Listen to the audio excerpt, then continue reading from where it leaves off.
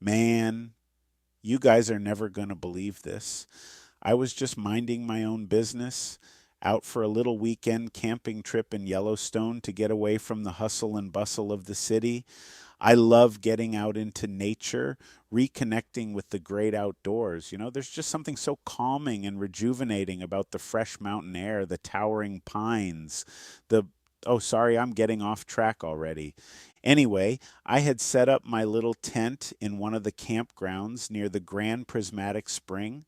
That's definitely one of the most amazing natural wonders in the park, in my opinion. The bright bands of orange, red, yellow, and green, mineral colors radiating out from the center in that huge pool. It's like something from another world, which I guess foreshadows my encounter in a way. Didn't mean for that to be foreshadowing when I said it, but there you go. So it's my second night there, and I've just finished up making a nice campfire and roasting up a couple hot dogs over the flames. There's nothing quite like eating charred food you cooked yourself outdoors, am I right? Even something as simple as a hot dog takes on extra flavor points in that setting, but I digress. I'm just sitting there staring into the crackling fire, taking in the sounds of the crickets and night creatures stirring in the woods around me. That's when, out of the corner of my eye, I catch some movement in the tree line. Now, being an avid outdoorsman myself, in addition to working as a code monkey by day, I'm used to seeing deer, elk, bears, and other wildlife roaming around the woods. But this was something else entirely. At first, I thought maybe a fellow camper had gotten turned around and wandered into my area by mistake. But as it stepped closer to the light of my campfire, moving almost unnaturally slowly and smoothly, I could clearly see that this was no person. It was definitely humanoid in shape, walking upright on two legs like us, but its proportions were all off. Thick, stumpy legs, elongated arms that nearly dragged on the ground, and a massive bulbous head that seemed too big for its body. But that's not even the weirdest part. As it came into the full illumination of the firelight, I could see that its skin was this pale, almost translucent white color, and it had no hair, no nose, no ears, no mouth, even. Just a featureless oval shape for a face. No eyes that I could discern either, yet I could have sworn I felt it watching me intently, despite lacking any visible sensory organs. At this point, I'm frozen in fear, but also mesmerized by this otherworldly presence. Was it some kind of bizarre genetic experiment gone wrong? An honest to God alien being, a cryptid straight out of Native American folklore? I had no idea, but I knew normal rules and conventions didn't seem to apply to this thing. It just stood there for what felt like an eternity, unmoving except for a slight side to side swaying. My mind was racing. Should I attempt communication, run, grab my camera, and try to document the encounter? But before I could decide on a course of action, the creature did something even stranger, if that's possible. It started to change, shifting and morphing right before my very eyes. The stumpy legs extended into long, lean ones. The bulbous head deflated, becoming more rounded and human sized in proportion to the body. Facial features like eyes, nose, and mouth emerged from the blank oval face. Within seconds, this otherworldly, inhuman monstrosity had shapeshifted into looking like an attractive, long haired woman in her 30s. Now I was really thrown for a loop. What in the actual. This was too bizarre, too unexplainable through any rational scientific lens. The woman creature took a step towards me, opening its mouth to speak. But at that moment, A twig snapped loudly behind me, and I jumped, breaking the trance. When I turned back, the being had vanished, disappearing as suddenly and inexplicably as it had arrived. I know, I know, it sounds crazy, far fetched, unbelievable even. But I swear on my father's grave, that's exactly what happened, as bizarre and paranormal as it seems. I'll never be able to look at Yellowstone or really any forest setting the same way again, whatever that creature was. I can't shake the feeling that it was aware of me, studying me almost in a way that felt off, unholy, even like it didn't belong in our plane of existence. So, yeah, that's my tale. And definitely one of the most mind bending, out of this world experiences of my life. If any of you have had similar encounters or ideas on what I possibly could have witnessed, I'm all ears because this code monkey is at a total loss to explain it. Our very next story comes to us from a different national park, from Jasper National Park. Let's begin. You guys are never going to believe the weird stuff I experienced a few weeks ago up in Jasper National Park. Let me start off by saying I'm somewhat of a nature photography buff, if I don't say so myself. I just love capturing the rugged beauty and majesty of the mountain scenery. There's really nothing quite like the towering, snow capped peaks, pristine turquoise lakes, and abundant wildlife you find in Canada's western national parks like Jasper. It's a photographer's dream come true. I had been planning this particular trip for months, scouting out the best trails and vistas to get those epic once in a lifetime shots. The whole reason I bought that fancy new wide angle camera lens was specifically for this expedition. Have you seen how crystal clear the images are with that glass? You could probably count the individual pine needles on a tree from a half mile away with the detail it captures.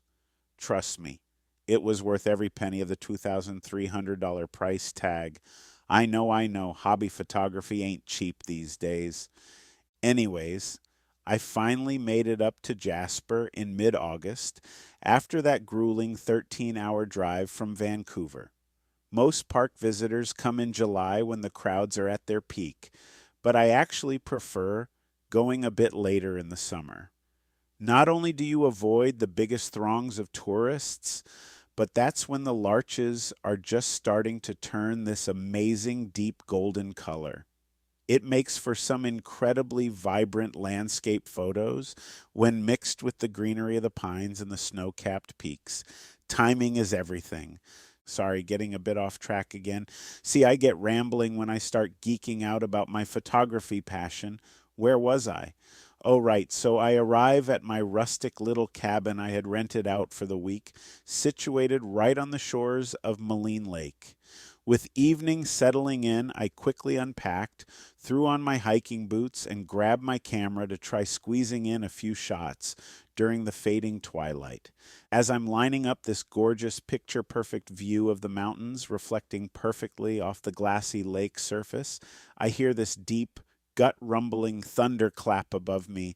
Strange, I think to myself, there weren't any storm clouds in the forecast. I look up, and that's when I see it. A faint, oval shaped reddish light, almost like a hazy cloud itself, hovering high up near the mountaintops.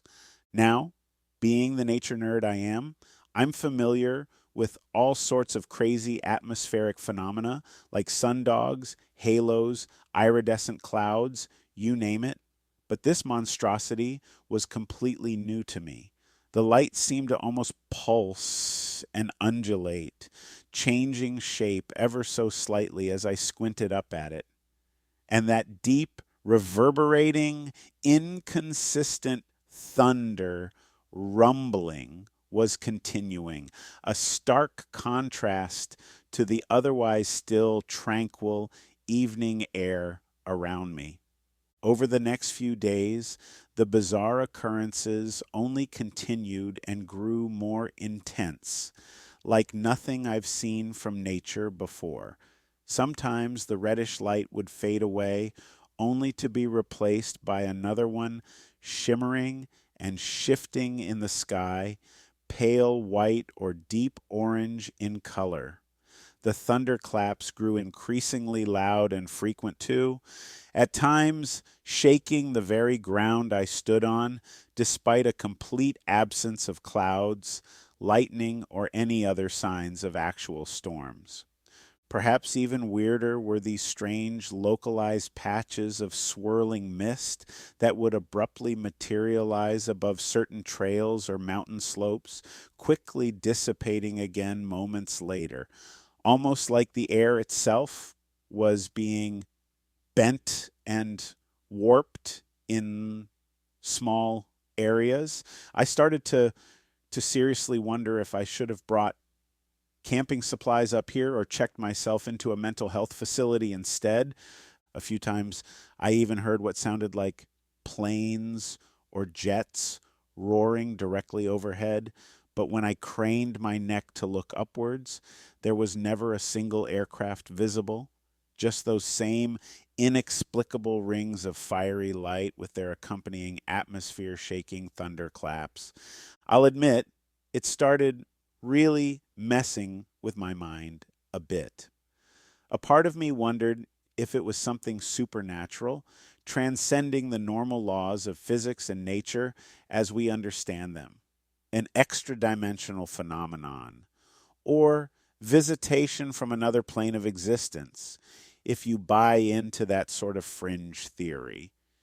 Maybe Maybe this was the mountain valley's way of telling me I didn't belong there, that I was an unwelcome intruder treading on sacred grounds. On the other hand, my scientific side spent those nights awake, poring over meteorological data and climatology reports, trying in vain to piece together a rational earthly explanation. Maybe it was the byproduct of undocumented military tests or top secret aircraft experiments being conducted in the remote airspaces over the Canadian Rockies. Who knows what kinds of hush hush operations go on in these isolated wilderness areas? But there's one part of the encounter that I've saved for last, arguably the freakiest part.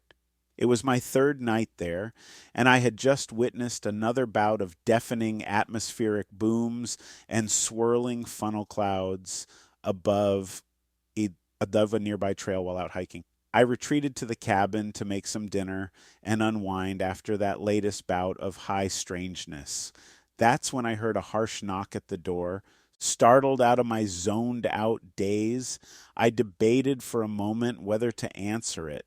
I mean, what were the odds of someone else being out here this time of year in such a remote corner of the park? Cautiously, I went over and pulled the door open, just a crack, peeking out to see nothing. No one on the porch or even anywhere in sight beyond the tree line. Creeped out but unsure of what else to do, I figured it must have just been the wind jostling the door handle somehow. I turn to go back inside when something catches my eye. A bright red light hovering about 15 feet off the ground outside the cabin. The light was sizable, maybe 3 feet across, and pulsing brighter and dimmer. Weirdest of all, it seemed to be advancing slowly towards me. Now, I don't consider myself a fearful person in general, but in that moment, I'll admit I was scared out of my wits. I slammed the door shut and scrambled back away from it, holding my breath as I watched the red light moving closer across the dirt path outside, its pulsing glow faintly visible through the cabin windows as it slithered past. My heart was pounding like a jackhammer just as I started contemplating whether I should try to exit out the back somehow. The red light abruptly zipped straight upwards at an incredible speed and vanished into the night sky with one final deafening clap of thunder. That was the last straw for me. I packed up my camera gear immediately and got the hell out of there before nightfall. Despite paying for a full week's stay, I'm still not entirely sure exactly what I witnessed up in those remote valleys and peaks around Jasper. If it was some freak atmospheric phenomenon on an unprecedented scale, alien or interdimensional weirdness, or something else entirely. But one thing's for certain, whatever was behind those lights and sky sounds, it felt far bigger and more powerful than anything us mere humans could comprehend or constrain. I'll just be sticking to safe photography subjects within city limits from here on out. Our next story takes us down into the Southwest, into Joshua Tree National Park. Here it is. It was the summer of 1995, and I had just finished up my second year of college out in California. Like most broke students, I didn't have much in the way of funds for some extravagant summer job or vacation, but man, did I have an overabundance of free time on my hands. That's when my personal pastime of hiking and camping in the great outdoors paid off in a major way. Through a fellow outdoor enthusiast, I heard that Joshua Tree National Park was offering a volunteer ranger program for a few months that summer. In exchange for working the visitor center desk a few days a week, answering questions, and leading guided tours, you got to live on site in the park for free, housing, meals, and all. For a penny pinching college kid like me, that was an absolute no brainer. Not only would I get to spend my entire summer amidst the stark, serene beauty of that iconic Mojave Desert landscape, but I'd get paid in experience and unbeatable scenery. If you've never been out to Joshua Tree before, let me set the scene. It's this vast, otherworldly expanse of rugged rock formations, twisted Joshua trees dotting the landscape, and vistas that seem to stretch on forever. Everywhere you look, it's just this surreal, almost Mars like desolation and solitude. It's the type of place where your mind can really wander, making you ponder all sorts of crazy existential thoughts and outlandish theories about life and our universe. In other words, the perfect backdrop for the absolutely mad encounter I'm about to describe. It all went down towards the end of that summer after I'd been working at the park for a couple months already. Most of the scheduled tours and programs I led were pretty tame. Your basic nature hikes pointing out flora and fauna, evening programs around the campfire educating folks about geology, wildlife conservation's efforts, that kind of thing. But every once in a while, we'd get requests for the more experienced rangers to guide an overnight camping adventure or multi day backpacking trip into Joshua Tree's most secluded, off the beaten path areas. This particular excursion was a 3 day backcountry camping trip about as deep into the park's wilderness area as you could get. A solid 8 mile hike from the nearest road or civilization. Our group consisted of myself, a couple of grizzled veteran rangers who were more experienced with these types of trips, and about a dozen park visitors who had signed up for the adventure. The first day and a half was your standard backcountry hiking and camping affair. We drudge across the rugged desert landscape, stopping periodically to set up camp for the night, then breaking down in the morning to continue on our way. The park visitors were a fairly diverse bunch, seemed to be a mix of avid hikers and campers, amateur geologists and botanists, and even a few UFO fringe enthusiasts who saw Joshua Tree as some sort of mystical energy vortex or something, all colorful characters in their own right.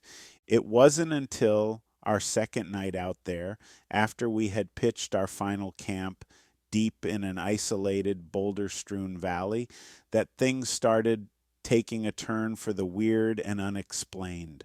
After we had eaten our dehydrated camping rations and settled down for the night, one of the UFO enthusiasts, this older cat who kind of reminded me of Mulder from the X-Files, came up and asked myself and the other rangers to step outside the main circle for a moment, said he wanted to show us something important. Somewhat bemused, we agreed and followed him a short distance away near the edge of the valley where one of the park's strange Inselberg rock formations loomed overhead.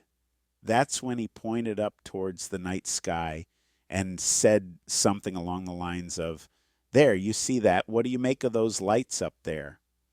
Being the somewhat arrogant kid fresh out of college that I was, I merely laughed it off as him reading way too much into things.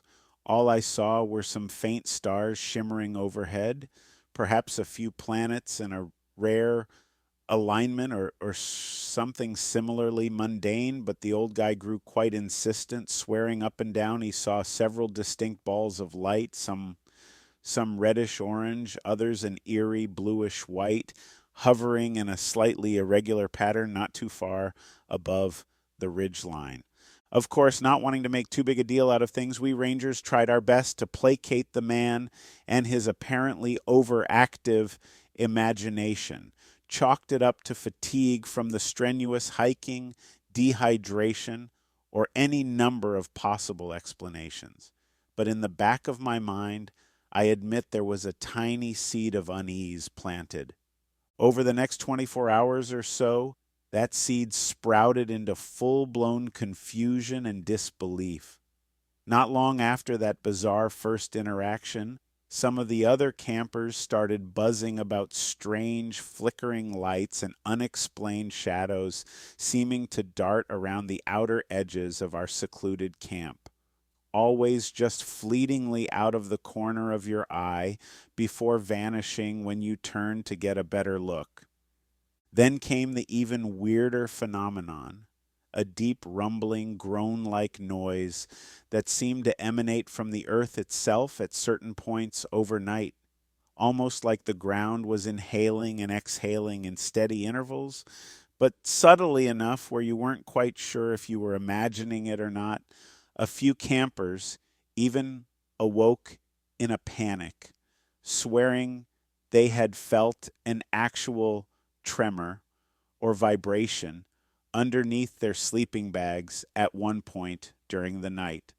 By the time our third and final day rolled around, the normally laid back and jovial rangers who usually scoffed at such talk of the paranormal were shifting in their boots uncomfortably too.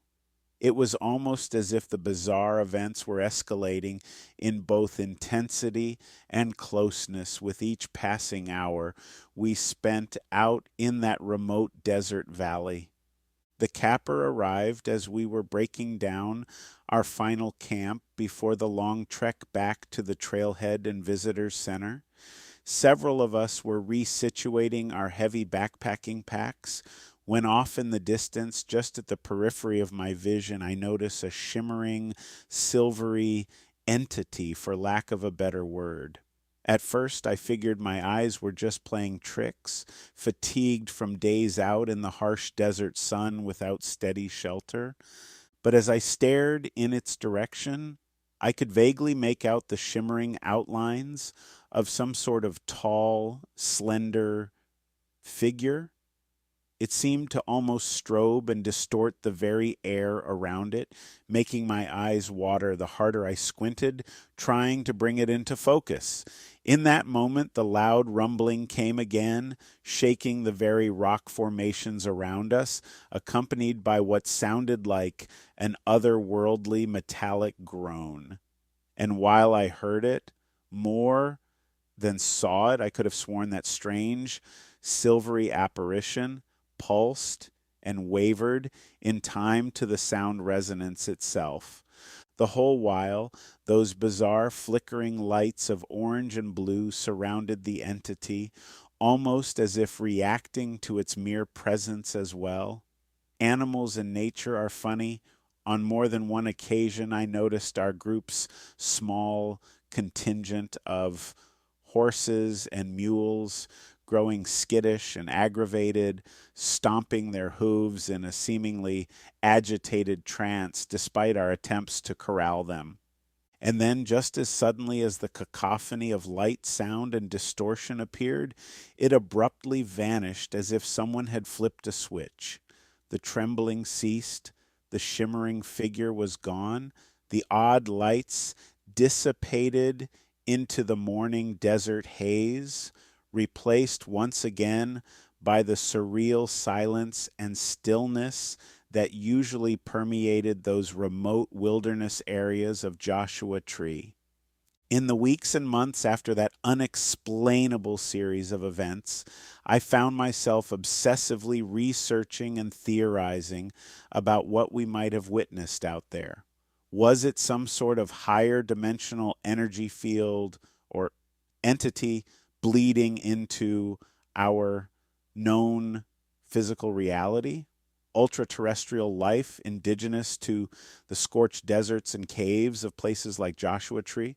Or perhaps stranger still, the semi-corporeal manifestation of the very spiritual and mystical energies that various native tribes had revered and feared about those lands for centuries? To this day, part of me wishes I had taken more field samples or recordings during the event to aid in investigating. But a bigger part of me knows that some encounters are best left unexplained and shrouded in mystery when the human mind is ill-equipped to conceptualize or rationalize them. All I can say is whatever was behind those sounds, lights, and visions we experience seem primal, arrhythmic, and out of sync with the natural world in a way that hinted at something greater and older than us. Like we had briefly glimpsed the strange alien life force crackling just beneath the desert's slumbering surface before the veil was drawn back over our eyes once more. Next, we're going to dive deep into the heart of the Ozark Mountains, into the St. Francis National Forest. This particular tale goes all the way back to the summer of '98. I was just a dumb kid back then, maybe 19 or 20 years old, dumb enough to think I knew everything about surviving in the great outdoors after one semester of an outdoor rec program at community college. My cousin Jack and I used to go off camping and hiking every few months all across the forests, mountains, and public lands around Missouri, Arkansas, and the surrounding areas. Mostly just a case of two bored youngins looking to stay out of trouble for a few days. On this particular excursion, we had decided to really test our mettle as self-proclaimed backcountry experts by plotting out a 5-day trekking trip that would take us deep into the most isolated stretches of southeastern Missouri's scenic St. Francis National Forest. Now, I'll be one of the first to admit, as pretty and wild as those hills and valleys may appear from the main roads and vistas, we were criminally underprepared for just how challenging trekking through that densely wooded, rocky terrain would really be. Not even 48 hours into our overambitious backpacking journey, the two of us were already near delirium from dehydration, aching muscles and shredded legs and feet from trudging through miles of untamed brush and thorns. The summer thunderstorm that had drenched us right down to our skivvies before blowing hot and humid probably didn't help much either. In other words, we were spent, frazzled to our absolute limits out there. So when we finally stumbled upon an old ramshackle cabin nestled along the banks of a shallow river, you bet we wasted no time in ditching our packs and gear to go investigate. Even knowing full well that the place could be home to any number of nefarious critters or characters, We figured we'd take our chances at finding some form of shelter inside over pushing our battered bodies any further that day. The cabin itself was pretty run down and decrepit, looking like something straight out of an old woodsman or hermit's folk tale. No glass left in the dusty windows, random rusty pieces of farm equipment and general refuse scattered all around the overgrown property. Hell, the roof on one of the outbuildings had even caved in with a full-grown tree sprouting up in its place. To our delight, though, the main creaky house itself seemed relatively secure and livable from peering inside. Once we got the door open and did a quick sweep for any unpleasant surprises like critters or squatters, Jack and I set about moving what tattered furniture remained into one corner so we could lay out our sleeping bags on the main floor. Already dreaming of a night free from uneven rocky ground or swarming mosquitoes, thanks to the cabin's solid log walls and roof, we set about rustling up some grub to refuel after our insane trek that day. That's about when the first warning sign showed itself. As daylight began to fade to dusk, an eerie, almost unnatural quiet seemed to descend upon the whole forest outside. Now, I'm no novice to these backwoods areas. I know the critters and night bugs usually stay silent until the cover of full darkness, but this was like someone had flipped a switch, shutting off all the ambient noises of nature as we knew it in one fell swoop. Even the lazy creek running alongside the cabin had an unnerving stillness to it. No gentle babbling or splashing against the rocks. Just dead silence in every direction. Looking back, perhaps if I had heeded that omen, maybe things wouldn't have gotten quite so terrifying just a few hours later, once night completely fell. The two of us were so delirious with exhaustion and pain from the strenuous hike that day. Within an hour of cracking open some energy bars for dinner, we had both passed out cold on our sleeping bags. The silence and comfort of four solid walls around us for once felt almost as blissful as we had imagined. And that blissful peace shattered with a start around 2 a.m. in possibly the most chilling, blood-curdling way imaginable. In an instant, I was ripped out of my deep sleep by an ungodly shriek, so loud, so vicious, so dripping with menace and hatred that I nearly blacked out from sheer terror. It was the kind of soul-shaking screech or roar that makes every single hair on your body stand at attention and your primal fight or flight instincts go into maximum overdrive. I immediately scrambled backwards in my sleeping bag towards the wall, half paralyzed by panic and fear, as much as I was desperate to put as much distance between me and whatever fresh hell had been ushered into that cabin with that demonic cry. Through the inky blackness creeping in from the window frames, we had stupidly forgone building a fire to preserve what little lamp fuel we had. I could make out Jack just as frozen beside me, eyes wide with terror. Then the sounds started. I'll try my best to describe them, but no words in the English language can really do justice to the chilling cacophony of scrapes, scratches, moans, and screeches that seemed to come at us from every angle across the cabin over the next few endless hours.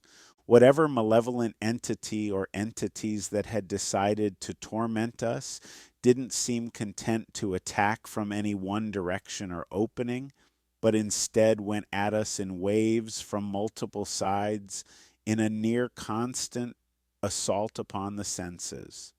One moment the piercing shrieks and growls would seem to radiate directly from just outside the closed door, only to abruptly drift to the mudroom window, then the back window, then the roof above us, as if whatever was toying with us was constantly moving or morphing positions while keeping up its ceaseless barrage of fear-mongering noises. Even in the deepest throes of childhood night terrors, I had never experienced anything even remotely close to this level of sustained visceral panic and horror. The hairs on my arms and legs stood erect. My feet were so sweaty in my socks they could have been drenched from the river. And I'm thoroughly ashamed to admit that, yes, I lost any semblance of bladder control within the first half hour or so of the escalating maelstrom of snarls and demonic threats. Every primordial instinct in my body was screaming at me. Desperate for escape from this nightmarish situation, we seemed hopelessly trapped inside. But how could we make a break for it through the woods at night, not knowing if there was one such entity fixated on us or an entire pack ready to pounce from the shadows? Between that and our exhausted, weakened state from the hike, it felt like genuinely inescapable hell on earth for hour after interminable hour. Like, I'll never know whether the saving grace was that the presence or presences ultimately tired of their games, or they were merely bound to depart at first light. But by the time the first faint hints of dawn started to creep through the grimy windows, the sounds had mostly diminished to a few final screeching wails off in the distance before fading away entirely. By some miracle, we were left disheveled and trembling in the stale morning air, but ultimately unscathed by whatever malicious forces had chosen to single us out that night. To this day, nearly 25 years later, I've never been able to find a rational explanation from anything I've read or any rural Ozarks folktales of what manner of animal, spirit, or demon could have been responsible for that onslaught. The potency of the sheer malice, the intelligence or consciousness behind the sounds, as if it were deliberately trying to break our spirits before inevitably moving in for the kill, those memories are forever seared into my psyche. If you had asked 20-year-old me leaving the cabin that morning, I would have sworn up and down that the only explanation was we had fallen squarely into the crosshairs of a skinwalker or a similar Native American entity of pure, channeled evil. Nowadays, with a few more decades of life experience under my belt, I'm honestly no longer certain of anything beyond the fact that there are ancient, mysterious forces at work in some of the most remote, untamed wilderness areas that defy any logical comprehension. The next story also takes place in the same national forest in 2016. Here you go. It started out innocently enough, just me and a couple of buddies setting out on a long weekend camping and hiking trip through the St. Francis National Forest during the summer of 2016. This was one of our semi-regular get away from it all excursions we tried to take a few times a year, getting out into the great outdoors to leave the stresses of everyday life and technology behind for a few days. You know, just us guys roughing it out in the wilderness with some simple tents, camp stoves, and a nice little trail to hike along during the day. We had pulled off Highway 19 in the Ozark foothills region, driving several miles down a rutted dirt path until we reached a secluded little clearing surrounded by thick forest on all sides, the perfect isolated spot to pitch our tents and set up a makeshift base camp. This particular patch of national forest always gave off a sort of mystical vibe to me, with its winding rivers, rocky outcroppings, and gnarled old oak trees straight out of a folk tale. Little did I know just how strangely mystical things were about to get. The first 2 days and nights passed relatively uneventfully. We hiked along the nearby trail network, cooked up some hearty camping grub over the fire pit, and spent our nights drinking a few cold ones around the crackling flames, remarking at how brilliantly the stars always seemed to shine through out there with zero light pollution.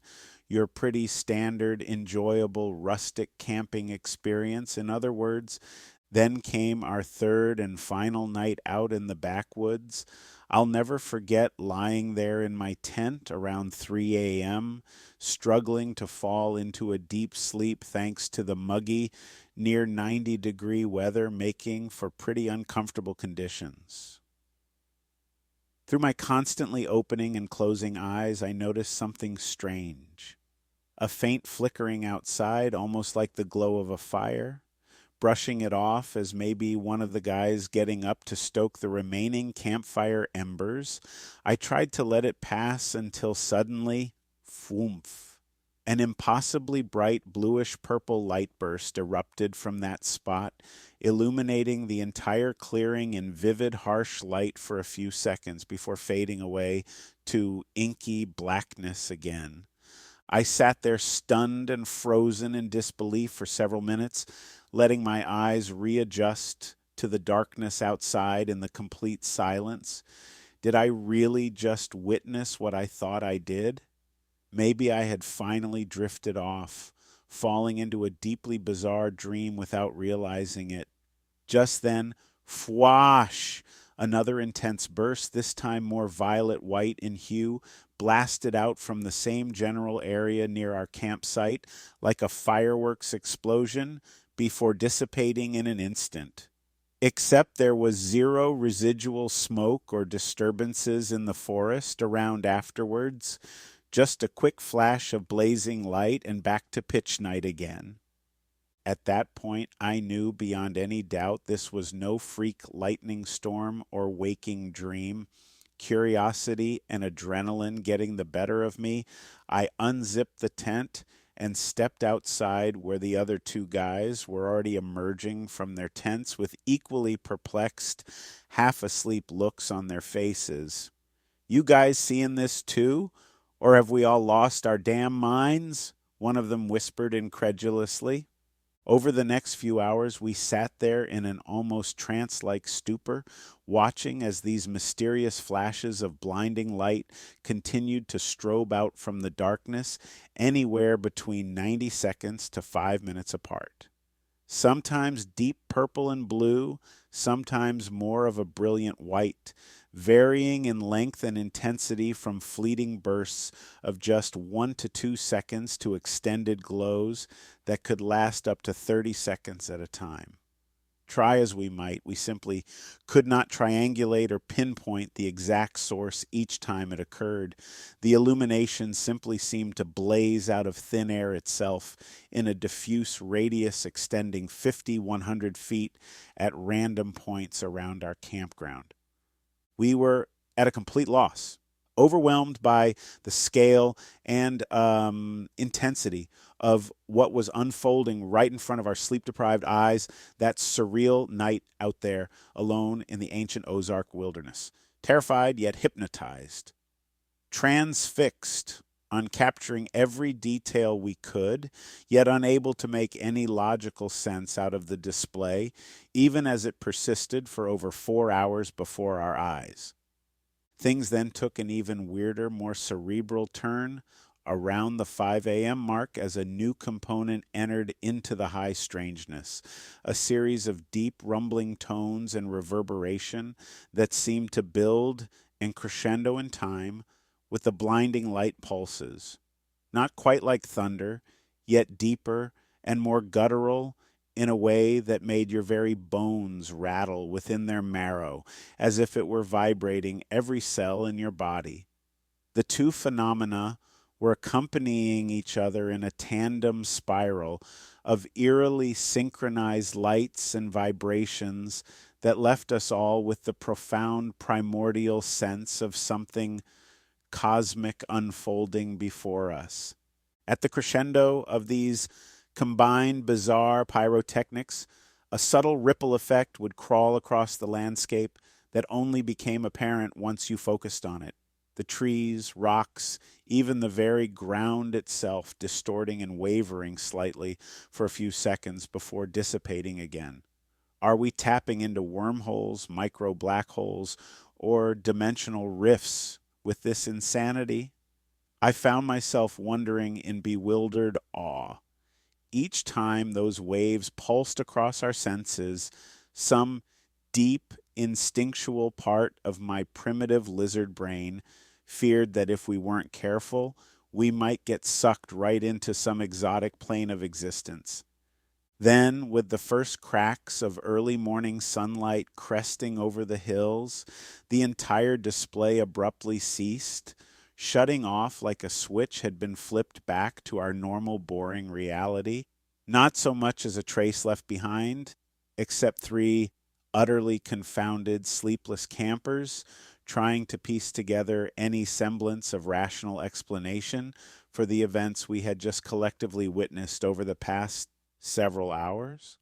Were we granted a rare glimpse into higher dimensions or different realms outside our own? Some extraterrestrial projections or holograms placed out there by unknown cosmic beings? Or perhaps most unsettling of all, was this display of light and vibrations a semi-permeable gateway manipulated by hyper-advanced interdimensional intelligences capable of transcending what our feeble human minds can comprehend? I wish I could say we emerged from that bizarre encounter with some grand epiphany or key that unlocked its meaning. Instead, we simply packed up our gear in a daze and got the hell out of those sacred Ozark woods. Our silence on the drive home, allowing the chilling events to be seared into our collective consciousness. All I know is what we experienced out there was akin to a vivid glimpse behind the curtain of our perceived reality, whether conjured through supernatural, ultra-terrestrial, or blatantly otherworldly means. There was an undeniable cosmic resonance accompanying those flashes of blinding light that hinted at forces larger and more primal than the three of us could possibly wrap our tiny lizard brains around. And the Ozarks, with their endless mysteries and folklore older than the hills and hollers themselves, proved to be the perfect conduit for that sort of truly ineffable high strangeness to unfold. Next, we're going to jump into the Northeast and visit Baxter State Park. You want a truly hair-raising story of high strangeness from the backwoods of Maine? Let me take you back to that fateful spring weekend in 2000 out in the remote wilderness of Baxter State Park. What began as a simple overnight camping getaway quickly descended into an outright paranormal assault, followed by threats and intimidation from shady, mysterious figures. I'm telling you that densely forested valley nestled between Metkatahdin and the other craggy peaks is a place that hides dark, ancient secrets not meant for mortal eyes. It started off innocently enough. My buddy Steve and I, a pair of 25-year-olds always itching to escape grim reality for a bit, decided to head up to the northern Maine woods for a weekend of camping and day hiking along the park's epic trails with hopes of summiting Katahdin itself, weather permitting. We'd been exploring Baxter's lush valley streams and lush pine canopies ever since we were teens, always struck by the almost primordial ambiance of that place compared to more tame recreation spots down south. You really felt detached from modern civilization and human mastery over nature amidst those million-year-old glacial-carved monoliths and rock formations. We set up our modest little camp on the shore of Sandy Stream Pond that first night, figuring the flat shoreline and scenic views of the looming peaks all around would keep our spirits high. Already we felt rejuvenated, swapping stories and banter over a crackling campfire beneath the canopy of bright stars, slowly burning through the remnants of twilight up there past the tree line. Steve had even brought his old aluminum canoe strapped to the roof of his truck, hoping we'd get a chance to paddle out on the pond's serene waters the next afternoon. It wasn't until just a few hours before dawn that our ill-fated foray into the unknown took its first ominous turn. My eyes suddenly snapped open from the clatter of rocks noisily raining down on our tent. At first, I chalked it up to the culprit being a rogue squirrel or raccoon trying its luck at mischief, but the longer the torrent of pebbles continued pinballing off our nylon shelter, the more uneasy I became. Steve, hey, Steve, wake up, man, I hissed, giving him a shake. No sooner had the words left my mouth than a heavy impact smashed into the side of the tent right beside me, hard enough to cut through 2 layers of tent fabric and leave a fist-sized hole just inches from my face. I'll never forget the metallic crack and dense thud as whatever hurled that rock drilled its way past our outer defenses.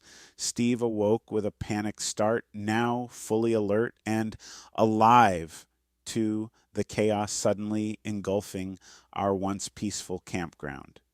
In the dead silence that momentarily followed, we both froze completely still for what felt like an eternity, waiting for any other signs of threat or activity outside. Just as my fear was reaching a fever pitch that perhaps a rabid animal or territorial bear was stalking us, a deep, guttural, gravelly bellow, like a combination of a grunt and a roar, resonated through the trees to our left. The sheer volume and ferocious timbre of it easily could have been some beast weighing over 1,000 labes, bellowing just a few dozen yards away.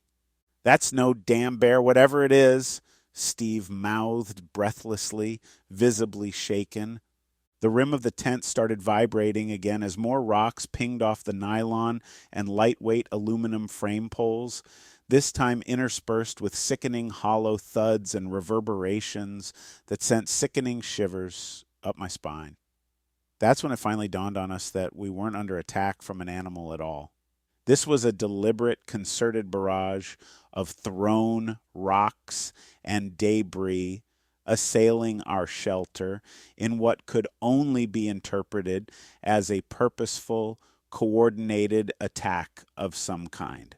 I don't think either of us had ever felt such a chilling full-body sensation of being deliberately hunted or cornered by some form of higher intelligence before in our lives. It transcended mere animal aggression into the realm of something calculating, focused, and attempting to strategically penetrate our defenses like a miniature medieval siege.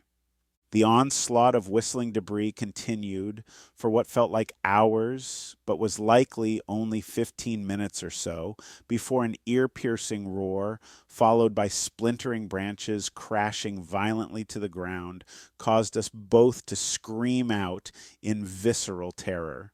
Steve managed to locate a spare flashlight and flick it on, immediately regretting doing so, as it illuminated a towering, hunched silhouette amidst the tree line some 50 yards back. A massive, vaguely bipedal shape, easily 7 and 8 feet tall, watching us intently while gripping a small tree trunk in its gigantic arms. With that, any pretense of rational thought or civility was gone. We scrambled and flailed our way out of the tattered remains of our ruined campsite, narrowly escaping what was either an insane mountain man or a real-life Bigfoot, hell-bent on slaughtering us both that night. The remainder of our hike out grew even more surreal, but the entire journey back to Steve's truck was punctuated with menacing howls and distant rock-throwing clatters shadowing our every footstep. Exhausted and traumatized, we barely felt relief once the ancient pines and howling ridges gave way to the main access road, that is, until a late-model sedan roared up from out of nowhere, almost comically screeching to a halt just a few feet ahead of us. In my addled, borderline delirious state, I couldn't comprehend the two grim-faced men in full suits and sunglasses who emerged from the vehicle, clearly lying in wait for our frantic return. In an instant, they had swarmed our personal space, jabbing an accusing finger in our faces while reeling off a prepared litany of hushed yet stern threats about how we had clearly stumbled into something we were never meant to see or hear. Their thinly veiled insinuations about what might happen should we ever go blabbing about the night's events were so over the top ridiculous, like a script from an X-Files episode. We simply had no idea how to react. These guys were deadly serious, yet made zero sense. By that point, quite frankly, we were utterly numb to it all. We mumbled our assent to their absurd demands to keep silent, if only to finally escape the clutches of that clearly accursed place. To this day, I have no idea if they were just unhinged role players who got carried away with playing Man in Black for a night, or genuine agents of some shadowy organization charged with monitoring Baxter State Park for reasons I may never comprehend.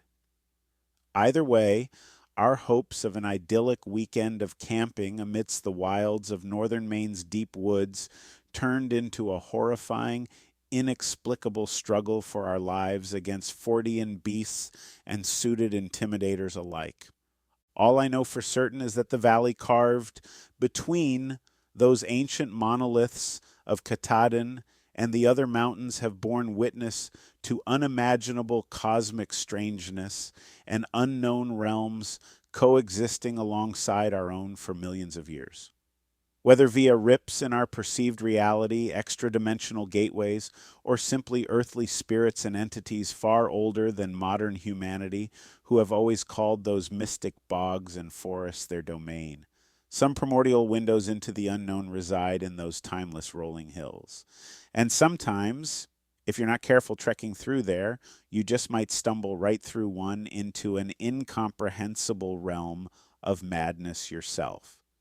Now let's dive into the Appalachian Mountains close by for a horrifying story that takes place back in the 1970s. Here we go. What began as a simple deer hunting expedition damn near ended up with me as the hunted prey, going toe-to-toe with a pack of snarling upright wolf creatures straight out of Native American skinwalker legends. I still get night tremors just thinking about those glowing amber eyes staring me down from the darkness between the trees. At the time, I was a healthy 27-year-old buck with a few seasons of deer hunting under my belt already. Grew up doing it with my dad and grandpa since I was a kid, carrying on that rural Pennsylvania tradition of heading out into the forests and mountains to bag ourselves some fresh venison for the winter. This particular early November, me and a couple of my buddies decided to go chase some whitetails out in the expansive Sproul State Forest region near Renovo, one of the most vast, uninterrupted stretches of rocky woodland ridges and unspoiled wildlife in the entire northeastern United States. We had gotten up way before first light to make the long hike in about 5 miles or so off the main forest road, ensuring we'd get set up in a prime spot before the morning activity of deer moving between bedding and feeding areas. It was pretty slim pickings those first few hours after sunrise, a few does and pair of yearlings, but nothing with the nice big rack we were holding out for. Just as I was starting to get that antsy, overeager feeling of maybe we should relocate to another area, that's when things took a turn for the, well, I'll let you decide if you believe me or not. It started as just a simple, dismissible sound back in the distance through the still morning air, a sort of huffing snort, like maybe a bear rummaging for grub or a big buck exhaling out its nostrils.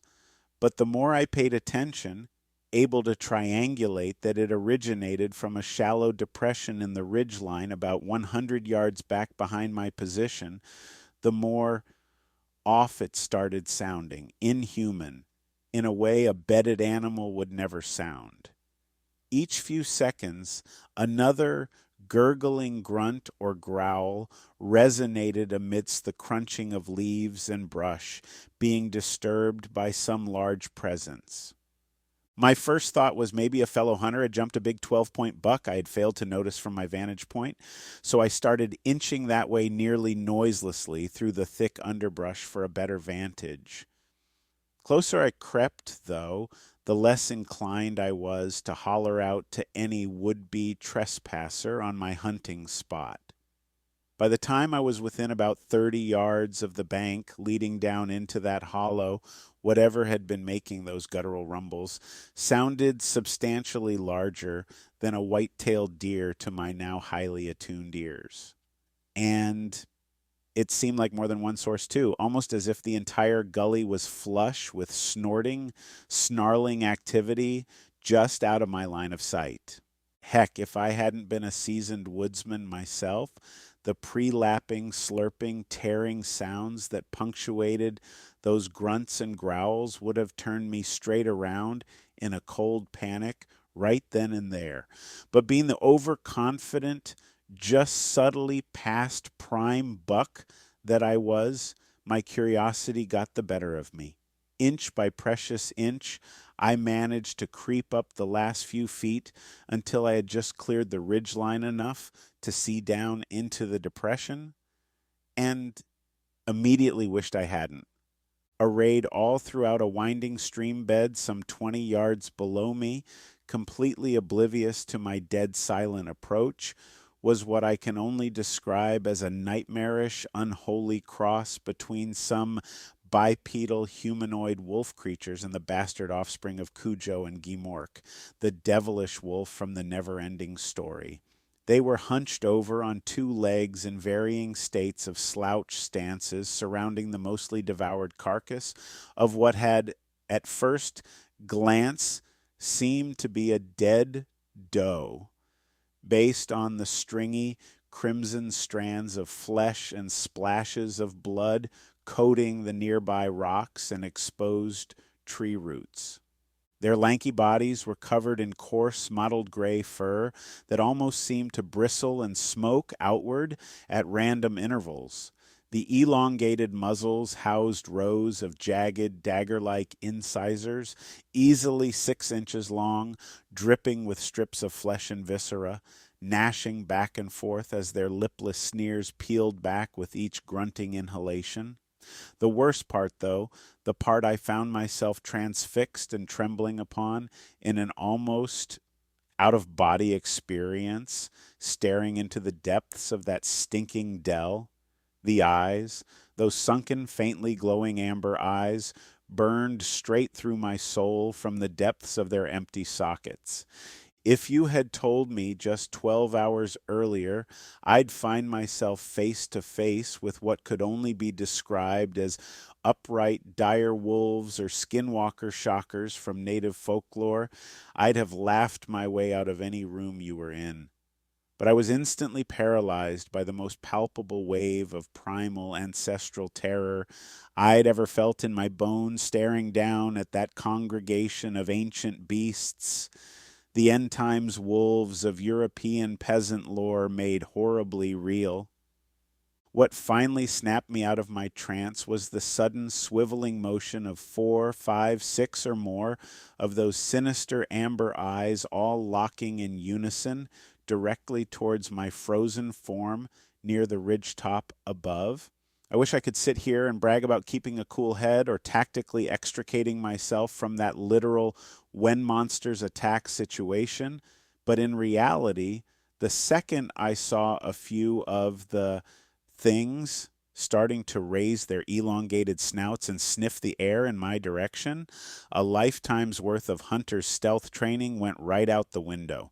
I turned and booked it out of there like a bastard straight out of the gates of hell itself were giving chase, scrambling desperately back the way I had come, hoping against hope the weight of my panicked footfalls covered up any giveaway sounds of my scurried retreat. That primal flight response of abject terror must have been ingrained into my DNA from 1,000 generations of human ancestors doing the exact same thing in the face of overpowering predators and beasts from prehistory. I didn't stop running, a sense of pursuit and those snapping jaws nipping at my heels, driving me relentlessly onward until I managed to regroup with my two slack-jawed, dazed compatriots, who, of course, immediately berated me for possibly blowing any chances of bagging a deer that morning with my terrified sprint through the forest routine. All these decades later, I'm not sure I could even begin to recount to them what exactly triggered that visceral fight or flight reaction, nor the full extent of the paranormal beast gathering I had inadvertently stumbled across in the depths of those Pennsylvania ridges that fateful November. I like to think of myself as a rational fellow, but there's an entire shadow world of inexplicable mysteries that lurks just beyond the veil of our perceived reality, I'm now certain.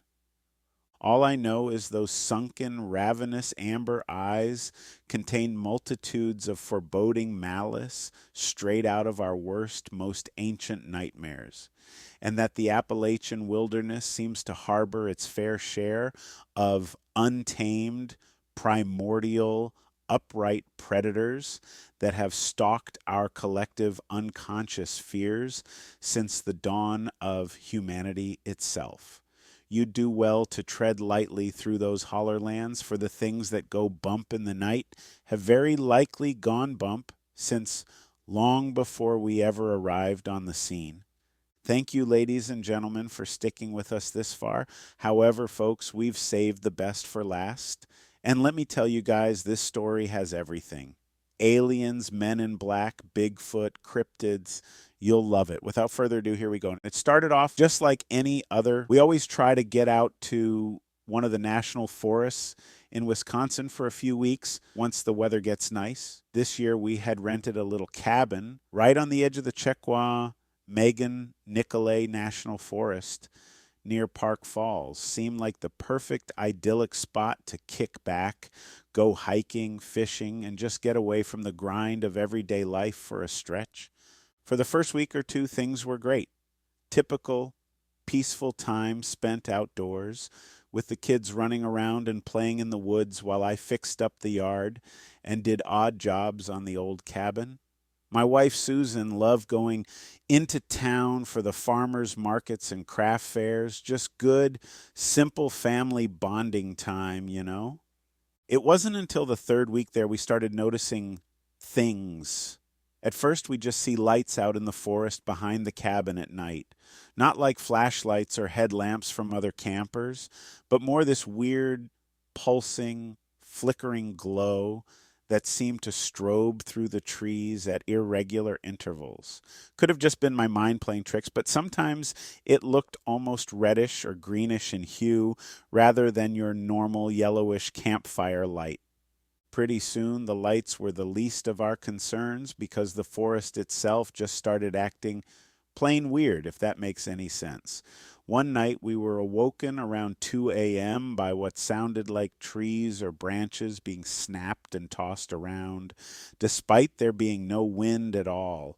Just this cacophony of crashing timber like a rampaging elephant was loose out there.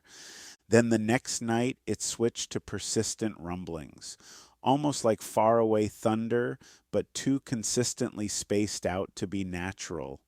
Pulsating booms that would get louder and quieter at times.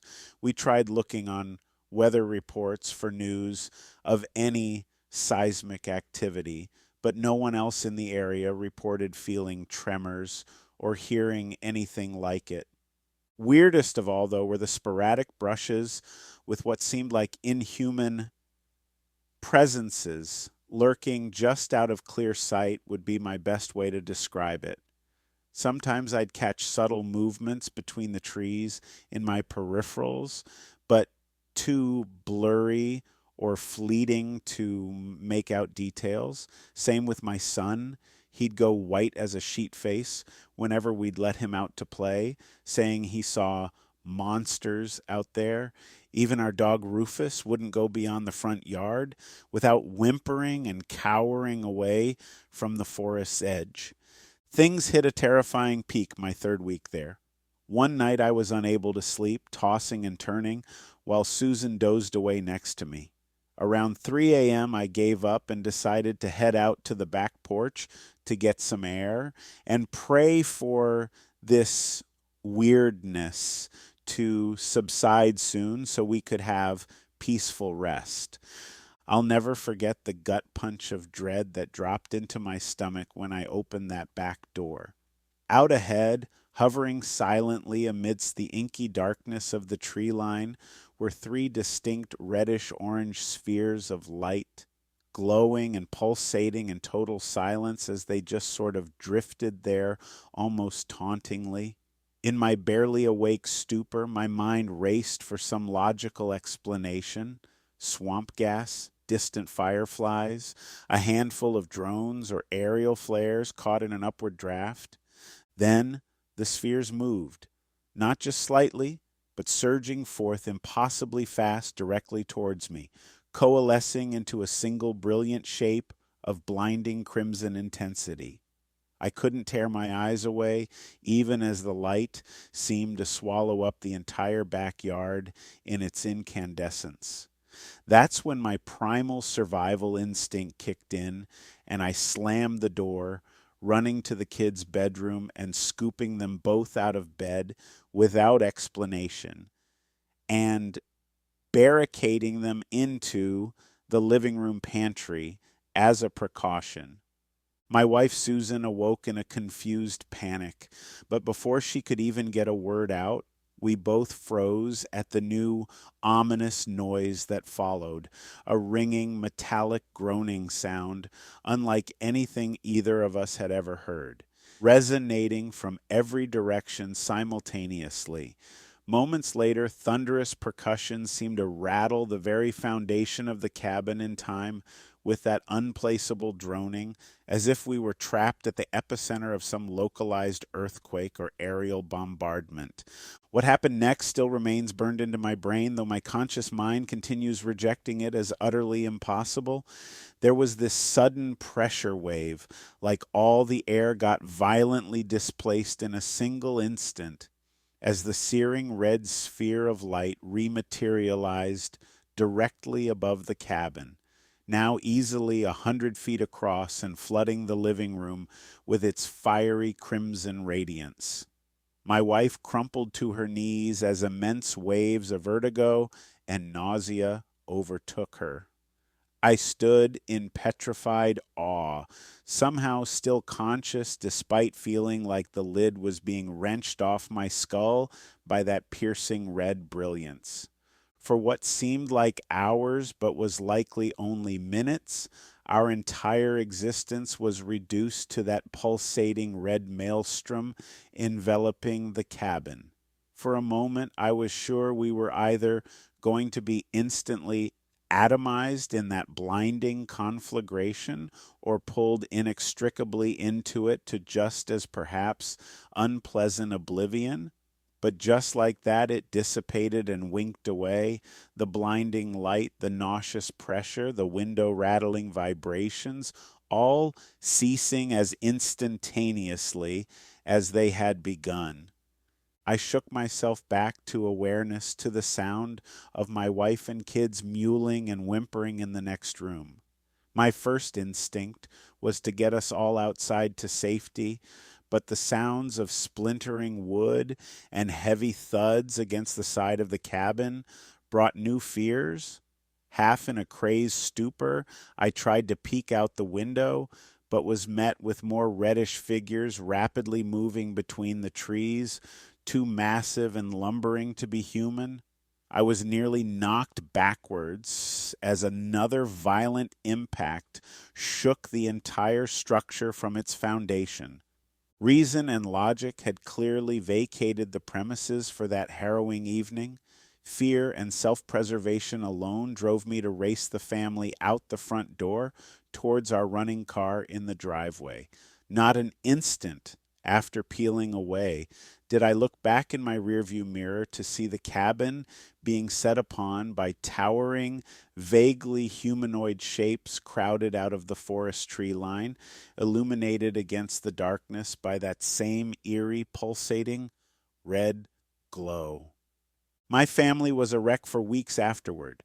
The kids terrified to set foot outside, my wife silently withdrawing further into herself each day, clearly traumatized to her core by whatever the hell kind of supernatural event we had brushed up against out there.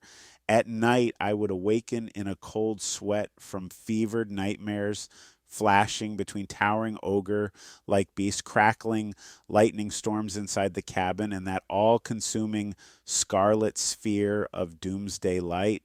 Yet beyond those visions, there were also premonitions of darker things still to come, hovering obsidian black pyramids etched with indecipherable glyphs, human-like silhouettes in streaming tunnels of racing light, swarms of shapeless, gnashing maws devouring everything in their wake.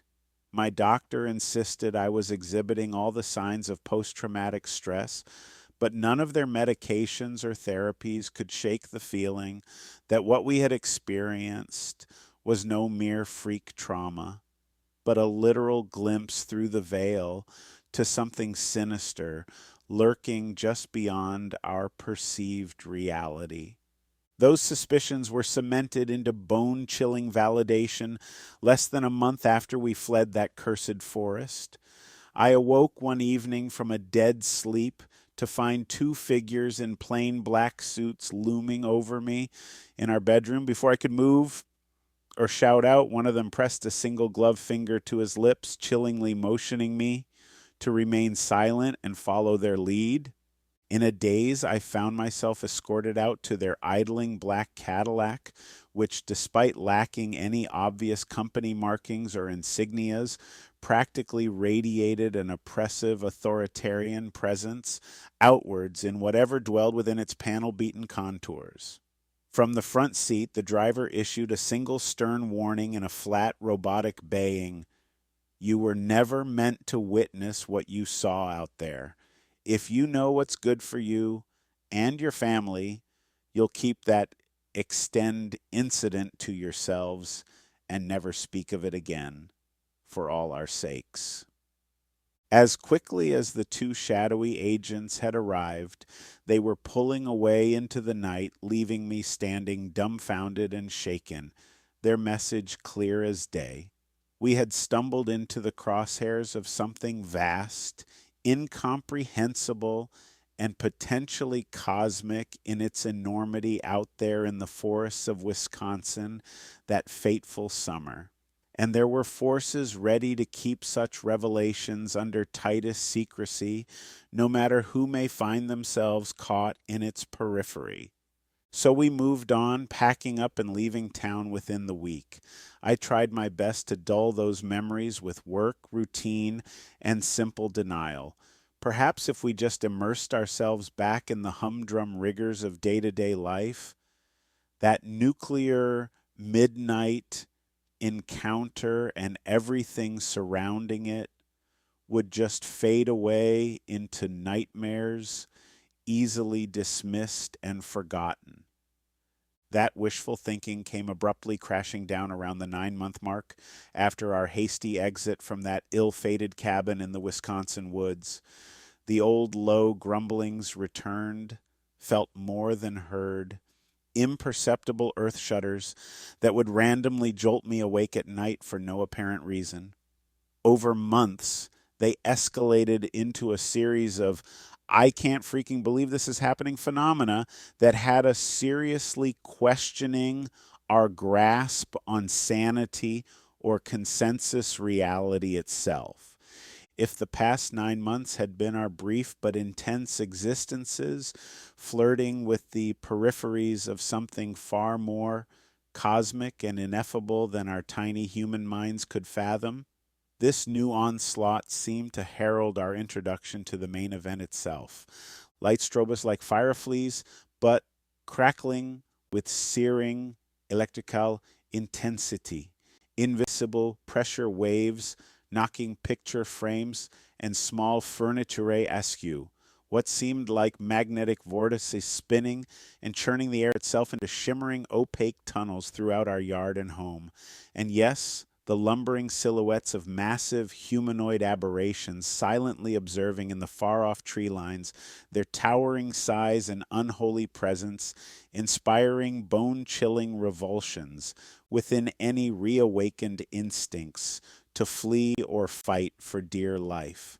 For the past month, my new nightly routine consists of herding my family into the basement at first sign of that oppressive ionized stench in the early AM atmosphere, almost as if the entire dimension is gradually parting layer by layer to make way for the inevitable encroachment of something horrifically more vast and eternal than our individual existences.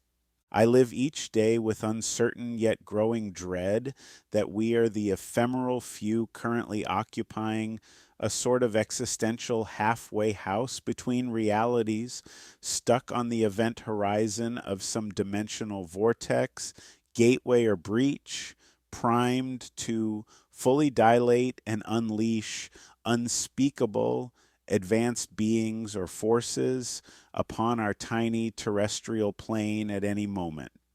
Just last night, more extreme warning tremors and unnatural light distortions rattled our home as something truly cataclysmic seemed to near its culmination. Around 3 a.m., that dense, oscillating crimson luminosity, reminiscent of the hellstorm engulfing our Wisconsin cabin weeks ago, manifested once more, slowly taking shape outside our window in the form of a hovering, azure-lit dodecahedron, easily encompassing the entire backyard in its immense size. As that complex geometrical shape spread and filtered out to fully encapsulate the property with tendrils of scintillating blue plasma filaments, I knew our time on borrowed amnesia was up. Every light in the neighborhood and horizon, as far as my eyes could see, erupted with the same resonant pulsing frequency as that 12-sided visitor from parts ultra-dimensional unknown. Dogs barked in frenzy for miles on end. Every car alarm blared out their aimless warnings. An unmistakable seismic activity crashed through undulating waves below our foundation, presaging some cataclysmic birthing rupture into our perceived reality. That's when they manifested in our midst once more. Those towering, shambling Gog-Magog humanoids of massive musculature, elongated limbs, and glowering visages, barely registering as earthborn in their hellish biomechanical contours. The largest of these looming leviathans slowly canted its cyclopean skull back, regarding myself, wife, and children with an imperious, lidless glare before stabbing one meaty, taloned finger towards us in clear proclamation of a language I didn't understand. I staggered back open-mouthed, aware only of the grinning, tooth-studded maws now spreading across thick corded necks in accompaniment to resplendent winged crests unfurling atop each cyclopean skull like time-lapse blossoms. My wife collapsed sobbing, our children huddling around her, wailing in utter terror, while the largest bipedal abomination reared up and released an ear-splitting metallic bray deep from its helically spiraled torso. With a sweeping gesture of those sickled digits, the behemoths unleashed a barrage of devastating energies and projectiles, slagging the entire homestead into unrecognizable superheated slag within a haze of rippling spatial disruptions and warped thermobaric force. As the very fabric of our known continuum began rapidly breaking down and reality's corporeal veil rending apart, I struggled to commit these final recountings to anyone, anything that may bear witness once our terrestrial universe has been thoroughly infiltrated. Thanks for hearing my story. Ladies and gentlemen, I hope you had a good time with me tonight, and thanks again for landing on Planet 412. It's been an honor. Make sure to go ahead and hit that like and subscribe button, as it greatly helps out the channel. I'll see you guys next time. Have a good night, everybody.